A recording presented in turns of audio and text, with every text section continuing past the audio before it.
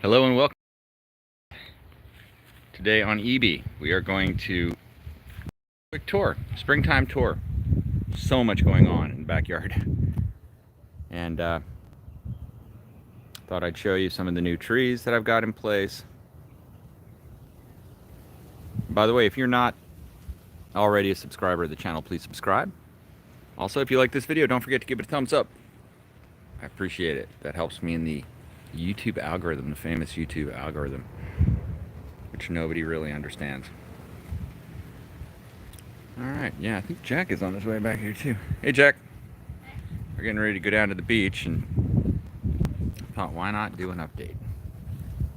Let me make sure that I've got it on live chat. Okay, good. All right, so we'll start with this. I've been wanting one of these for a long time. This is a tamarind tree. I finally got one. In fact, I got two. One is in the backyard, one's in the front yard. You can see it's got some nice healthy green growth on it. Pretty happy with that. Keep in mind, everything I'm about to show you has copious amounts of bunny manure and worm tea applied to it. So they are all just doing incredible. And I'm going to give you a quick shot of the mangoes. Mango production is basically like I've never seen it before. So many mangoes. This is the Hayden. Probably because he's the bunny. Yeah, the bunny manure is the key. It's the magic. If you have that, if you can see all these mangoes, but especially the Hayden, the Tommy Atkins is just loaded. It's got so many mangoes on it that it's drooping down. I've never seen it set this many mangoes. Of course, it's still dropping them, but that's a lot of mangoes. Yeah, so what do we plant? What have we added? I'll go through the list. Orange and lime tree? Orange tree and a lime tree. Yeah, we added a grapefruit tree, which has fruit on it, believe it or not. Just planted it. An orange tree, Valencia Orange tree. And by the way, that's a ruby red grapefruit tree. And then I got this this lime tree, which is ooh, can I remember the name of the lime tree? I'm gonna look.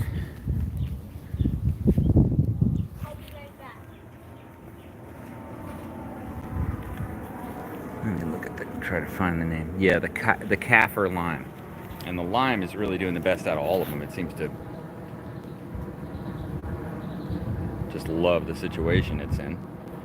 But I planted this whole area so that it could grow in together, all in one kind of height. That's, I think, some good way to form a fruit forest if you're going to plant in areas. And it's on the far south area of my my yard, so it gets a lot of sunlight, southern exposure end of my yard. So I've got the new giant fig tree. This is a Guinea, supposed to have giant figs. It had a little problem with the rust. I took off some leaves, but it's jumping back. As you can see, it's got nice, fresh, green growth. A lot of these have just been building roots over the last month or so.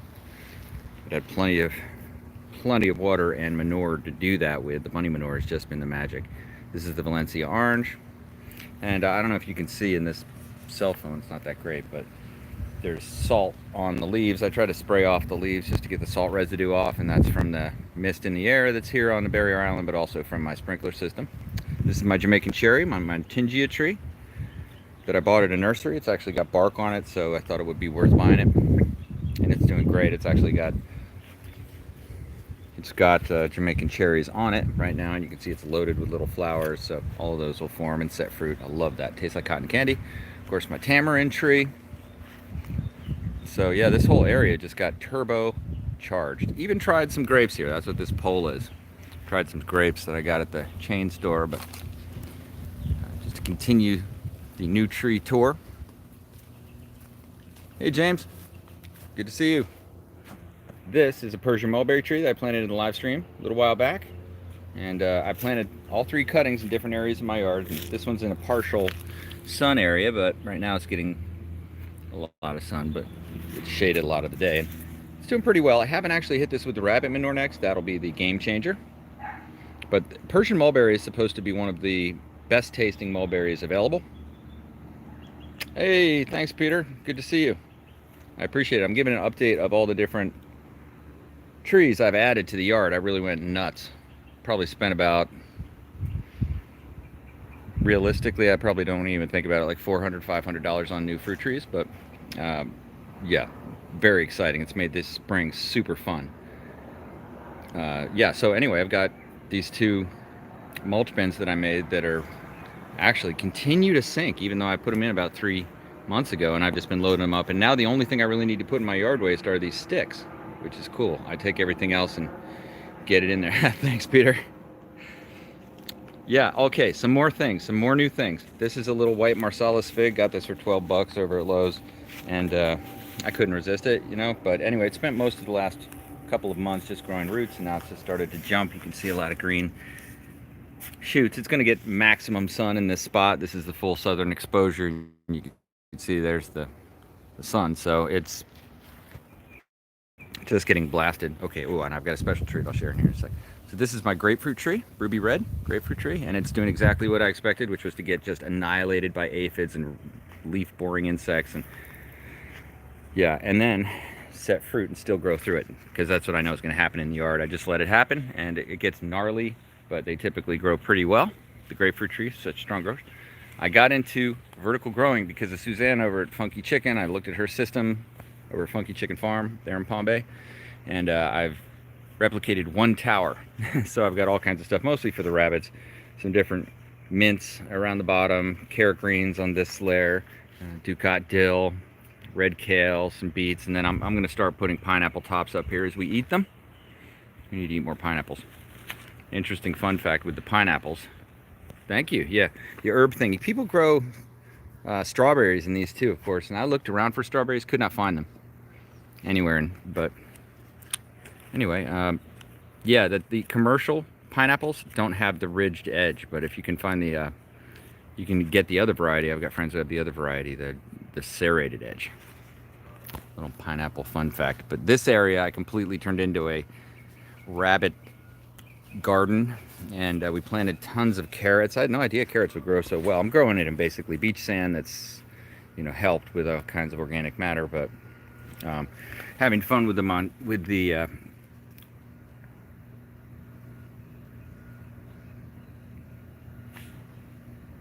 which tree? Moringa. The moringa tree. That's right.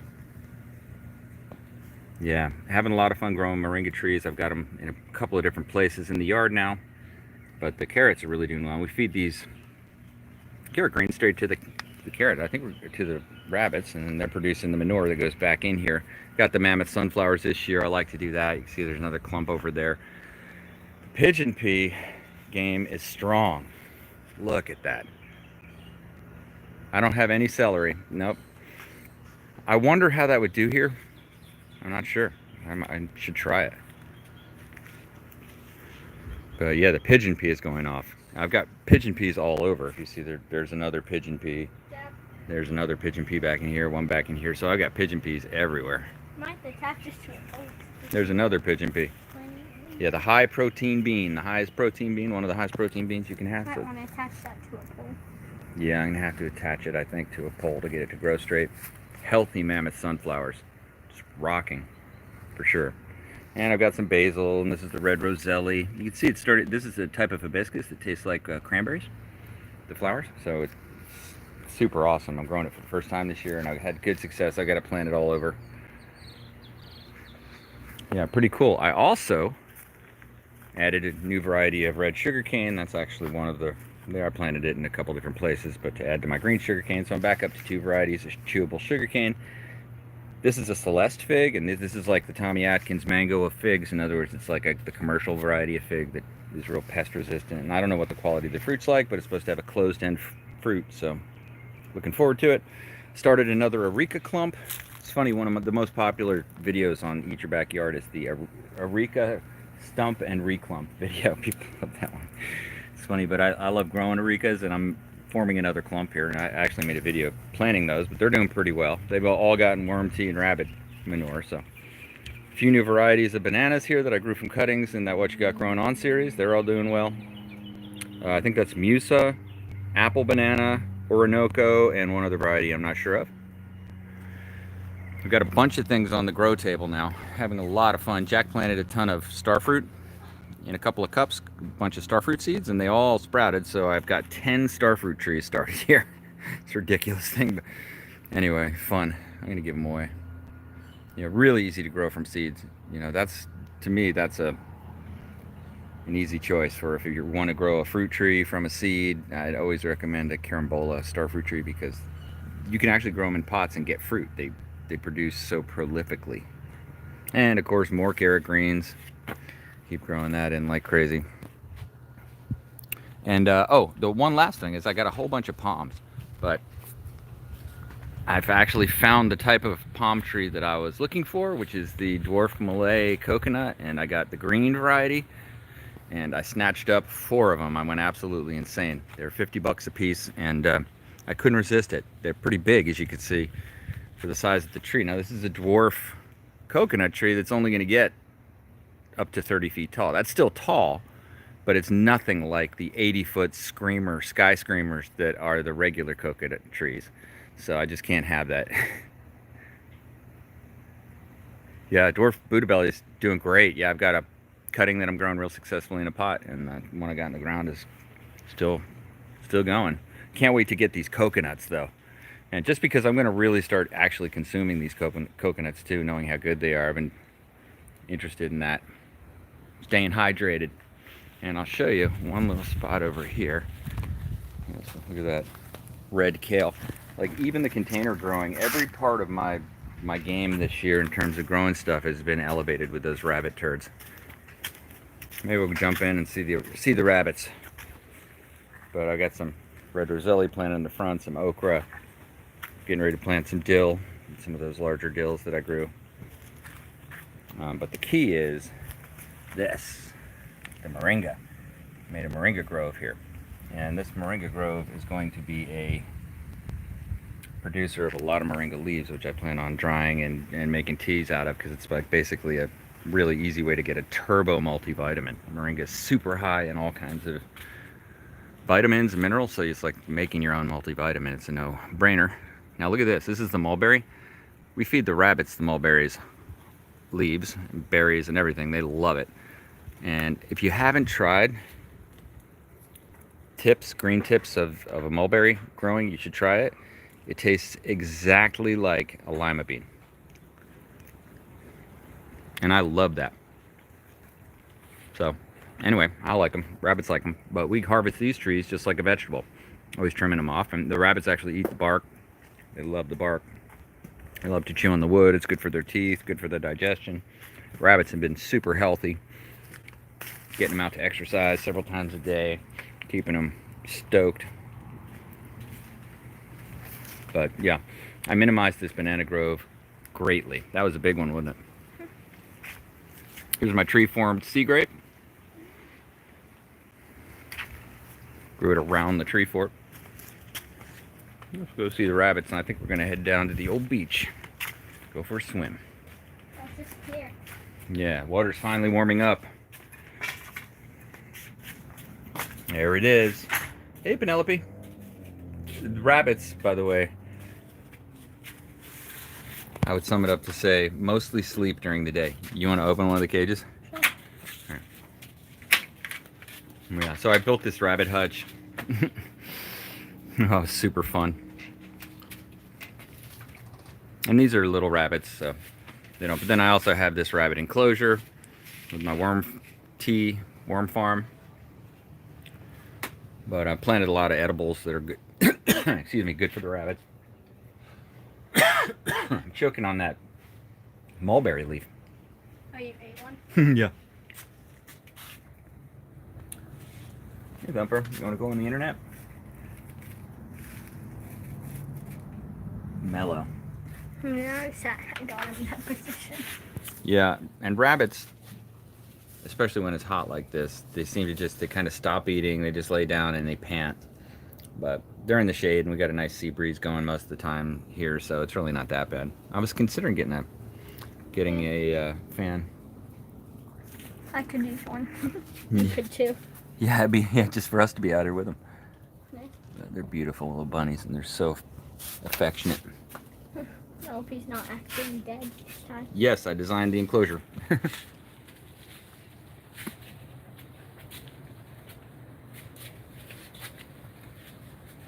Yeah, that bench was a good maneuver. And it's interesting, I planted over here, got edible things that they can chew on all around, and some of it they just annihilated as soon as I planted it. Thanks. Thanks, Peter. Appreciate it. Yeah, it was fun building it, you know, artistic, kind of fun, creative thing to do. So I planted this, which is red chewable sugar cane, and they come and chew on the leaves here. You can see that this one's been, they come around occasionally and chew on it.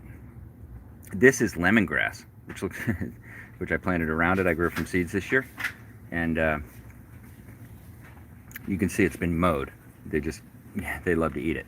And then those are some more mulberries, and yeah, got some more green sugar cane over here. So kind of make it their little world. This is the beautiful Persian mulberry. That was one of the other Persian mulberries I planted. So I have to go sit under that. Yeah, and it's interesting. These are Lionhead Bunnies. And which means they have a mane around their head, but this is a single mane type right here. So she'll have, this is Penelope. She'll have little, like almost like a beard right on the side of her face. And you can see she's got like hair on the top. This is really, they're so sweet. It's unbelievable. They get treated like absolute rock stars though. They're constantly fresh greens and getting out to play. And the funny thing is we learned that they love to play with sticks, which is really interesting. She might be too sleepy, but Thumper never turns down a session with the sticks. So Thumper broke one of his sticks. yeah. He piles them up in a certain place. If you take his sticks and put them over here, he'll pile them back where he likes them. Very interesting. Another interesting thing is rabbit. Here's all the rabbit manure down below. These pans were a game changer, by the way. And as you can see, the funny thing of building stuff yourself, the two pans are just slightly too big. These are 30-inch pans, and I made it just a little under, so it just overlapped. But you can see they mostly, that one I just emptied to put some manure into the worm farm. I fed the worms, but anyway, that you can see that they mostly just deposit in one place, which is a kind of interesting behavior of rabbits. But yeah, when they get out in the mornings, they want to be real active in the morning. You take them out, let them run around for a half hour, and at first they will just turbo in circles around the cage, and then they just kind of lie down on the ground and want to go back in the cage, take a nap. And then in the evenings, take them out. They get more active again. But when it's hot like this, they really just want to find a cool place. And in fact, if you put them down in the rabbit run, they'll kind of like burrow a little hole, like they kind of dig in little holes along the side. They'll burrow a hole and go down in the colder dirt. Oh, is that dirt colder? Just lay down in there. Yeah. Oh, They like to get their little rabbit belly down in the cold sand. Hey, Penelope. Yeah, so rabbits are a great choice. I almost got chickens. And by the way, I'm going to be making a chicken video here. I'm stoked about that over at Funky Chicken Farms. Just got to get the date going, but I'm still thinking about chickens, but they're dirty birds. And you sure can't have this much fun petting your chickens. Right? I don't know, maybe you can. But yeah, these are clearly pets. Yeah, and I still am on the fence about getting one more bunny. I want to get a giant chinchilla. A chinchilla giant bunny, which they call those bunnies meat rabbits. Of course, because they're grown for livestock, as livestock and so on. But, you know, I'm getting it obviously to be a pet, but they get huge. They get up to be 12 to 15 pounds, if you can imagine what it would be like to have a 12 to 15 pound rabbit. And they are really docile, so they actually make great pets. The chinchilla, American chinchilla rabbits. I've been watching this guy's channel that I like a lot. I want to give a shout out to it. It's Jim Suburban Farmer. Shout out to Jim Suburban Farmer. I've been watching his YouTube channel. It looks like he's working up to get to the 1,000 subscriber mark, which is pretty cool. And he's up in Canada, up in New Brunswick, and he's like buried in snow. It's so cool. It's like looking at another planet for me. I love it. I would love to go play around in the snow. Same.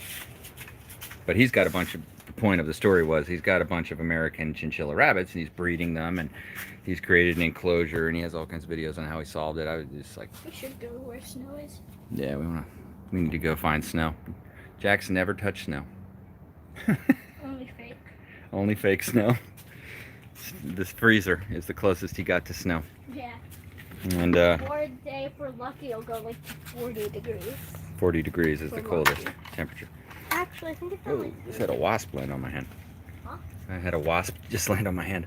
You can see this worm farm. We just took the tea out of it, actually filled up a 5-gallon bucket.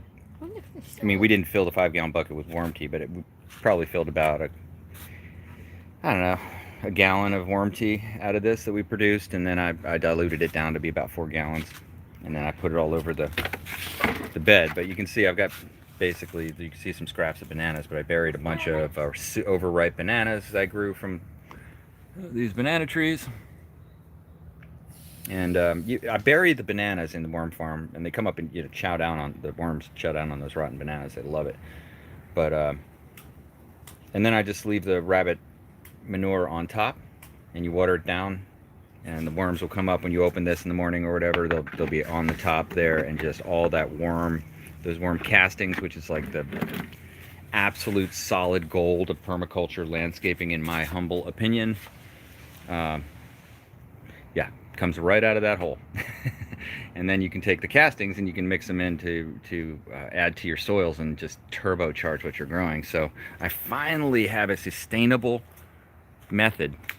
Oh, yeah, sustainable method for maintaining permaculture, basically, to some level. I mean, it's not complete, but pretty good thing. The other thing is really paying attention to watering this year. And in Florida, that's critical. Where I am on a barrier island, right, I live like 4 blocks from the ocean, and it is arid. It's like a desert here if it wasn't for the fact we were so close to the water. But every day in the summer, it gets up to 92, 94 degrees. So, and we're the last place to get rained on here in this area, so it's really arid. So we have to, make careful use of water and so on and so forth. But it's, yeah, we do the targeted stuff with this. I got this cool water wand. That thing's awesome. It's got 4 settings, and show the shower setting. Ended up getting 2. I got one over at Tractor Supply, and then I got one at Lowe's. But they were both about like 15 to 20 bucks. This one extends out. It's all, but yeah, that is like the perfect shower for watering plants. And a perfect shower for me. Perfect shower for you, and perfect thing if you have a couple 10-year-old boys or something, or a bunch of 10-year-old boys and girls, and you put them in bathing suits. You just spend a good hour, 2 hours just shooting water at them and watching them run and laugh. Yeah. All right, so what do you think? Enough of the live stream. It's cool to see everybody. Peter, James, all the friends of the Eat Your Backyard. Yeah, that chinchilla rabbit would be about the size of a cat, or almost like a medium-sized dog, smallish medium-sized dog. It would be bigger than a Chihuahua. Yeah, there may be an American chinchilla. All right, thanks everybody for signing on. Appreciate it. It was fun. Have a great day. Thanks for watching. Eat Your Backyard. Don't forget to hit the like button if you like it.